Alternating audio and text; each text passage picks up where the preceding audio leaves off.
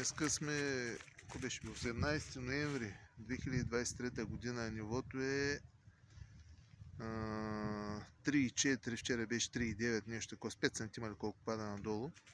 Вятър има доста, имаше 7-8 метра беше, но като цяло, общо взето, на повечето места няма риба. И май бях единствения общо взето, който хвана някаква риба тук в района. Ето го резултата от днескашния риболов. Че забравих и стика. Не че кой знае колко, но хищне към 2 кг риба трябва да има. И тъй, миналата седмица беше много гадно времето, дига постоянно вода. На кранчето имаше риба, хващаше се. Ама днеска сме на друго място, тук сме се скрили на едно малко тясно място. Най-важното беше, че няма кой да ти досажда. Общо взето не беше лоша риболова става.